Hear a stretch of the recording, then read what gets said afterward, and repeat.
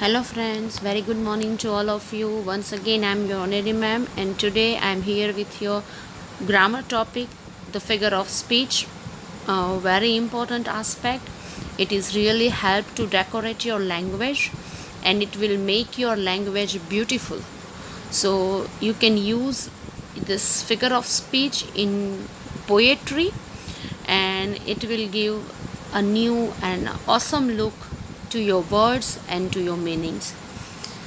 In this chapter, we will learn the different figure of speech which is useful in your standard or in your textbook, so you can easily find out the figure of speech in your poem. I hope you enjoy this.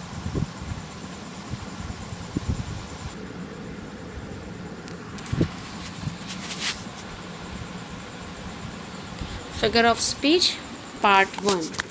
Okay, because there are more than 100 figure of speech in grammar, but here I am dealing with the 27 or 20 27 figure of speech which is important for your standard 10th and for your uh, context. So you have to remember this 27 and it will really help you to gain marks too. First of all, what is the figure of speech? A figure of speech is a word or a phrase using figurative language that has other meaning than its normal definition, means literary meaning. Figure of speech is a word, or rather you can say phrase, which is using figurative language. What kind of figurative language? What is the meaning of figurative language? Figurative language means a language that has other meaning than its normal definition. In other words, figure of speech rely on implied or suggested meaning. It is rely on the implied or suggested meaning of a particular word rather than a dictionary definition. So you will find the other meaning in a different contextual meaning rather than the dictionary definition. We express and develop them through hundred of different rhetorical techniques, from specific types like metaphors and similes to more general forms like sarcasm and slang. Slang means a slang language, which is, we can say in Gujarati like Talapadi, that regional language. Well, that is the slang, which is not really a particular one, but it is the origin of your local language. You can say that where you are using in a different manner or in with your tone and intonation, that is called a slang one. And sarcasm, okay, you being sarcastic, sarcasm, using small kind of satire on that. So at that time you can use this figure of speech. Once again, what is the figure of speech? Figure of speech make up a huge portion of the English language. Probably most of the huge part of English language based on or make up on this figure of speech, making it more creative, more expressive, and just more interesting. What is the work of figurative speech? So, figurative speech makes your language creative, expressive, more expressive. Language is expressive, but it will make it more expressive, more creative, and just more interesting. It, by using figure of speech, you are putting interest in that. Many have been around for hundreds of years. Some even thousands and more are added to our language essentially every day. It is have been around for hundreds of years. Some have thousands years. Some even thousands years. Okay, and some are nowadays added as per the essentially or required of everyday life. So it will increasing day by day as the essentiality is important or as the need of a language. But mainly you have to work upon that. Simile. Okay, now come to the first um, figure of speech, that is simile. Now, what is simile? First of all, it is a Latin word that means like. The simile is a belongs a Latin word and it means like. In simile, two things or actions are interlinked. Here, two things or two actions are interlinked. That is why they have kind of comparison between them. So comparison is made between two different things. So we are comparing two things with together, having a one point in common between them. We find some similarities, a one point which is common in these two different things or actions, and we use words like as, like, so, etc. are used for comparison. And whenever you find as, like, so, this kind of a word which is really used to compare the things, at that time you can find out that this belongs to a simile. The army came like a storm means army is connected with the storm, because storm is very powerful, and similarly army is very powerful. So that is why they are using that army came like a storm, and like here they are using to compare the army and the storm. Storm. She is beautiful like a rose. So here rose is compared with the she, matlab any kind of girl who with whom they are comparing rose. So rose is compared with a girl. So she is beautiful like a rose. So here like is used to compare the beauty of rose and a girl. Metaphor. Metaphor is also implied comparison, but in this metaphor they are not using such a comparative words like, so, as. They are not used in that. It is also implied comparison without the use of any comparative words. They are doing comparison, they are implied comparison, but here they are not using such a words like, so, as. So they are doing this direct comparison with the things. He is like a Tarzan, simile, because like is there. He is a Tarzan, so definitely you are comparing he with the Tarzan. He is the Hitler of our school. Again, he is compared with the Hitler. He is a shining star. Obviously, he is connected or compared with the shining star. She is facing black days of her life. So she is compared, her situation of facing the things is compared with the black days of her life.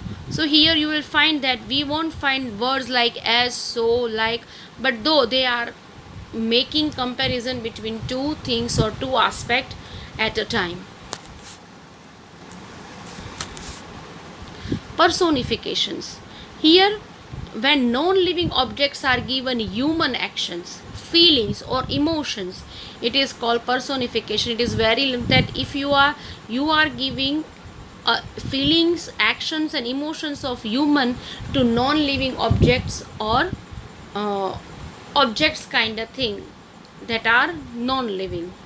Okay, life was cruel to him. Cruelty is the what we can say that is a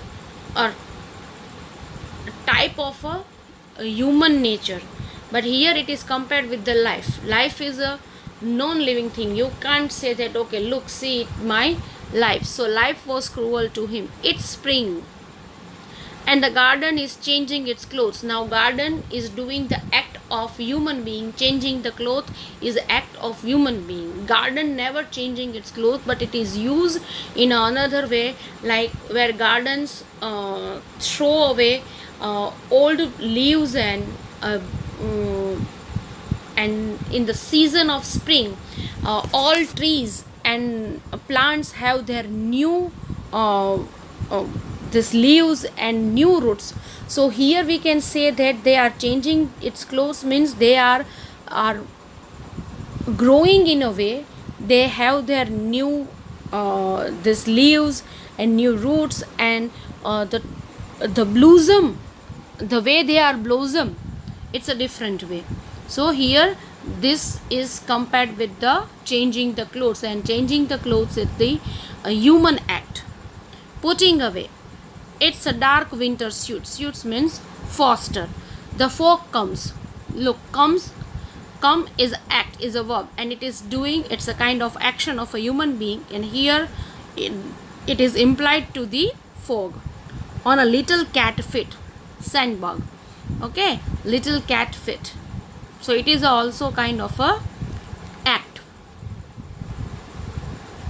So this is called personification, when non-living objects are given human action, feelings and emotions. Apostrophe. Apostrophe. Here inanimate objects or non-living things are directly addressed by the poet. Okay, oh chair, oh door, the way, because they are non-living objects, but we are addressing directly that things. So the poet directly addressing this kind of inanimate objects or non-living things.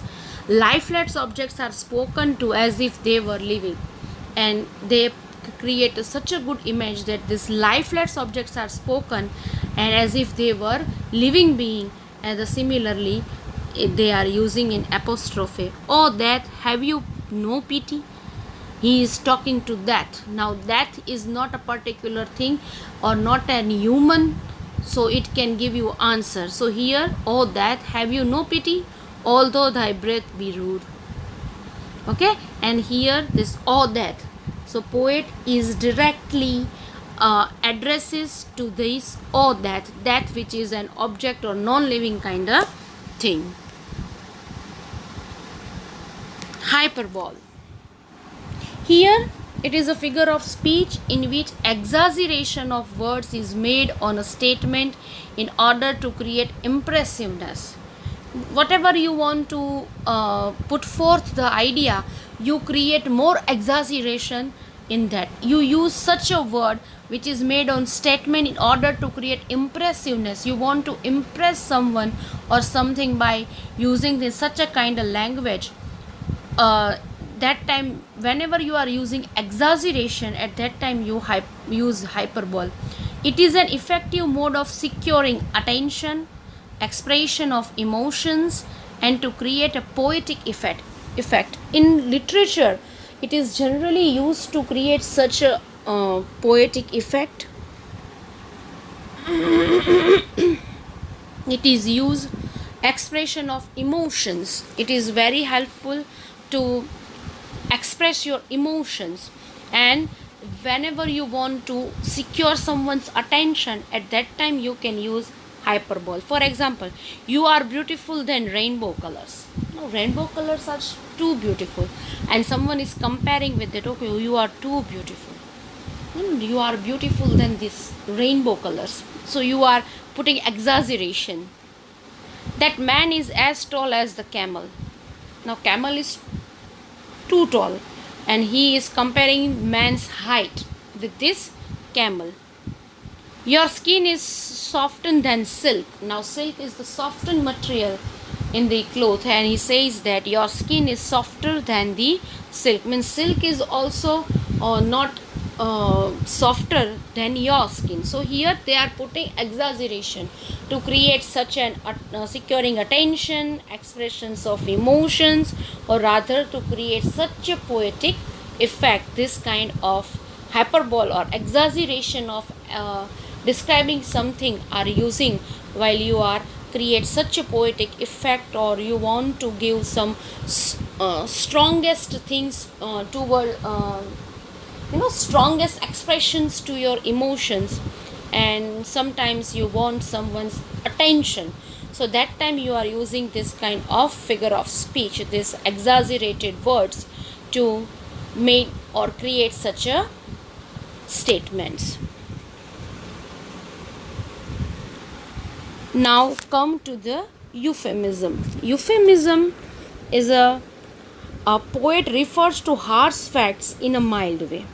It is mainly used in the context of death. Generally, the hard situation, the toughest time of a particular thing, or especially whenever you are talking in the context of death, you can use this kind of uh, this figure of speech, which is help you to convey your harshest message with the small or in a very common and a normal way. Okay, so you can use this kind of thing with the that only euphemism. Okay, like he passed away too early. It's a very mild. We cannot say he died very early. We say he passed away too early. It means you are talking about death, but very in a mild way. By using euphemism, we speak in a softer and milder form to give the expression of unpleasant thing. Whatever we are, if we want to convey some negative message, or something which is not in a good sense, something which is in a negative sense, in a milder way or in a milder form, when we want to speak, at that time we use this euphemism, this form of to give the expression of unpleasant thing. It is an indirect representation of a direct one, so to avoid abruptness. Whenever you want to avoid this abruptness, you can use this direct in a contact. Like he passed away too early, means they died too early.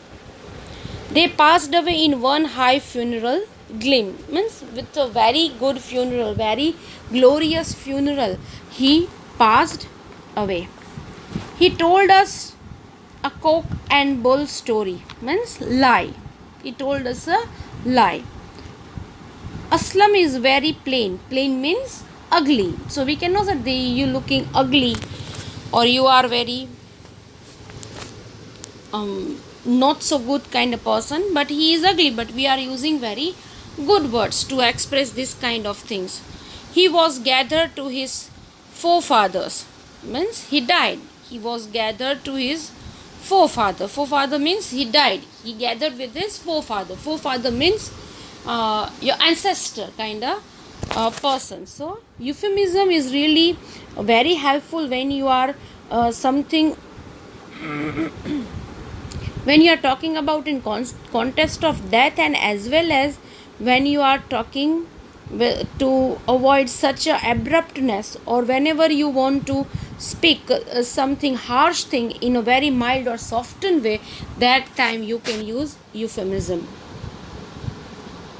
Repetition, it is a very much known to everyone, and everybody is related to repetition. It was the name itself suggests that repetition means something is repeated in your line. When a particular words are repeated in the same sentence for greater poetic effect, it is called repetition. So particular words are repeated in a same sentence for greater effect of for a greater poetic effect, that time you called it repetition. For example, rain rain, go away, go away. So here rain rain and go away, they are used twice in a one sentence. I hope to see my pilot face to face. So here face to face is using twice. Some say the world will end in fire, some say in ice. So some say, okay, someone say the world will end in fire, and someone say in ice. So some say and some say. So this, the two words compared twice in a repeated twice in a sentence. Some say the world will end in fire, and some say in ice. So some and say, this both the words are using twice in a one stanza, in a one line. And stares with his brilliant eyes at the brilliant stars. So stares, brilliant eyes and brilliant star, again they are repeated in the same line. So that is why repetition is there. When certain words or a particular words are repeated in the same sentence for greater poetic effect, at that time you can say it is a repetition. Yes, alliteration. Now there is a little bit difference in this. Here consonant sounds are repeated in a sentence for a musical effect. There they are using words which are repeated in a same sentence. Here consonant sounds are repeated in a sentence for its musical effect. It is the repetition of one or more similar consonants in a successive words. In other words, alliteration happens when words that starts with the same sound are used repeatedly in a phrase or in a sentence. Means the alliteration happens when words that starts with the same sound are used repeatedly. When your sentence is start with a particular sound and that the same sound repeatedly used in your phrase or in a sentence, at that time you can say that it is alliteration. Like she sells seashells on the seashore.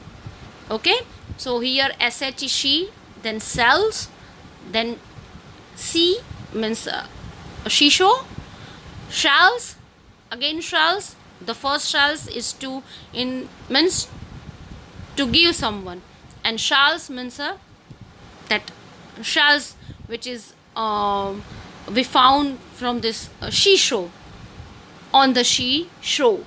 Okay, so here s consonant sound is constantly repeated in this. Shape without form, shade without color. Shape and shade, s sound is repeated. Ship should sleep in a shade. Ship should sleep.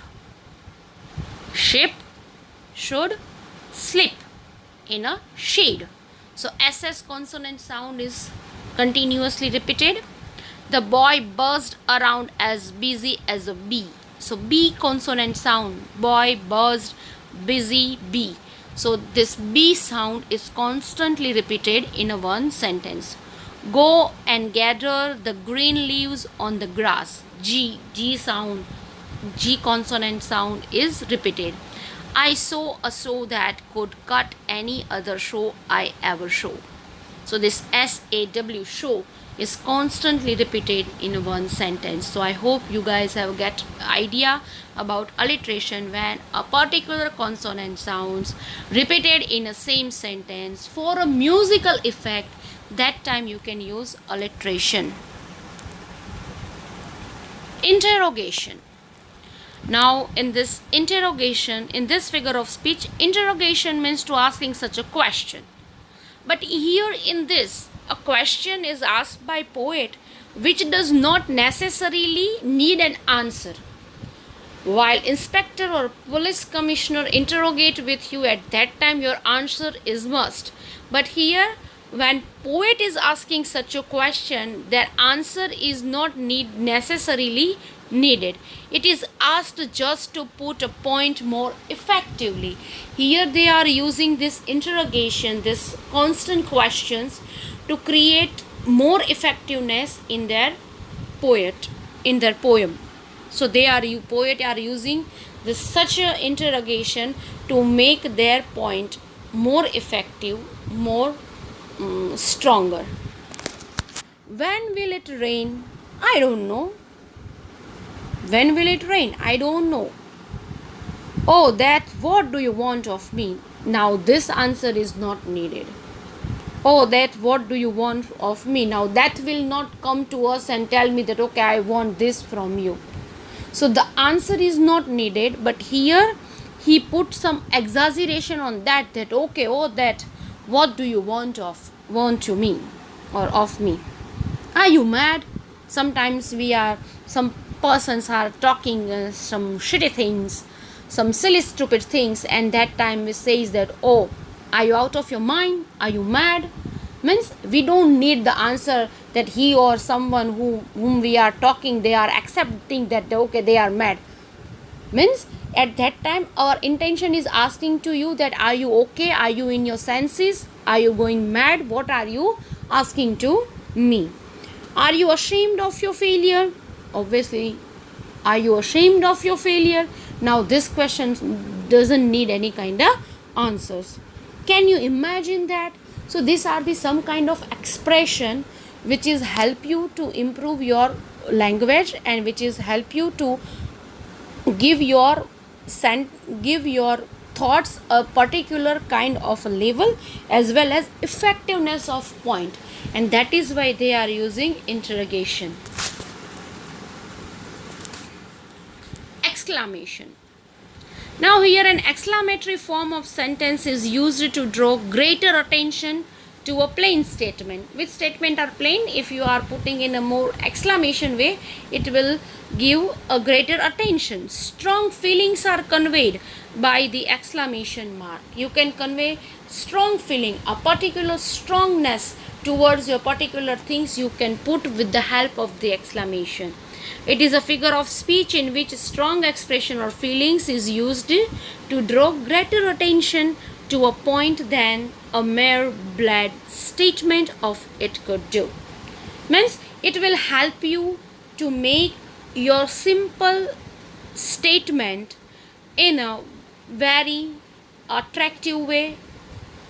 Expression of it will help you to make your expression of feelings very strongly, and it is really helpful to make your blade or common statement into a greater one.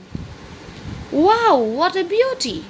We can say that okay, it's beautiful, but it's look like a simple, but it's wow, what a beauty! It will create some kind of interest in your saying. The honking horns and zooming bikes. Okay, honking horns and zooming bikes. So this zoom and honking, this creates some kind of sound effects in your ear. It will really like it. It will really good to listen. It gives some kind of expression, feelings. It's put a strongness of that. Okay, zooming back, like it's a sound of back, the way fast bike pass through, like a zoom.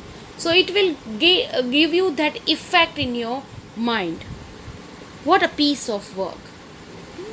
It's a good piece of work. It's a simple sentence. What a piece of work! It gives a strongness of your point. Okay, this piece of work is very good. It is really very good. It is something like an extraordinary. So you are making it importance, giving your thought or giving a particular things to an importance, make them strong in expression or feelings. What a piece of work! Okay, how beautiful Helen of Troy was. Troy is a part of a movie and Helen was the character. So how beautiful Helen of Troy was. So here you are giving a kind of a heighten to a beauty of a girl named Helen, which is the part or a character of a particular movie, Troy. Yes, tautology. In this tautology, figure of speech, there is unnecessary repetition of words that are similar in meaning. They are repeating these words, the sounds are repeating, but both the words, the repeated words are similar meaning of each other. They are used in the same line or they are using in the same couplet to produce greater poetic effect. Using this kind of different things, they will give a greater effect in your poetic, greater effect through your poem, to your work, and that is why they are using this kind of such a figure of speech to make their work very better, more grander and more greater. It was dull and gloomy night. Now both dull and gloomy are synonyms of each other. Marks of weakness, marks of woe. Weakness and woe are also a similar meaning or synonyms of each other. But here it will create some kind of effect when you are the dull and gloomy. Walks, weakness and woes.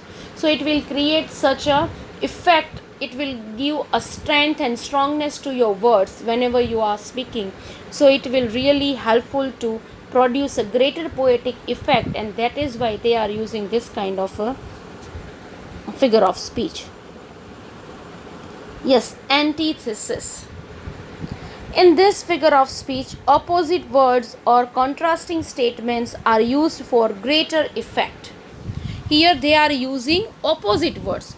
or contrasting statement in a one sentence, and like using these kind of things they are uh, putting greater effect in their things. Life is full of hope and despair. Hope means full of hope, and despair means a kind of a disappointment. So hope and disappointment both are opposite of each other. Upward and downward motion thy rest. Up and down, they are the opposite. United we stand, divided we fall. So united and divided both are opposite or contrasting of each other. Man progress, God disposes. So again this process proposes and disposes, these are the same, opposite. A bird in hand is worth two in the bush. Okay, hand and the bush. So bird in hand is worth two in the bush. So here they are using this such a contrasting word together to create such a great poetic effects in one or another way. I hope you enjoy this figure of speech. Sometimes it seems like a hard to learn, but I'll try my level best to give it you in a very mild and a softened way. I hope you enjoy to learn. I hope you get some ideas how to recognize from your sentences. I hope it will help you. I hope you enjoyed it. Just the thing is that on which you have to put a more stress, and that thing is that you have to understand how they are differ from one another. Some are very nearer to like alliteration and repetition. In this contrasting and opposite words are there in antithesis, and there are 2-3 more where they are using this contradiction. But how they are differ from one another, that you have to remember, and it will definitely help you to identify your figure of speech from given poetic lines. I hope you enjoy this lecture. I hope you enjoy it and also learn it, and I hope it will help you in your future. Stay safe, stay blessed, have a good time ahead.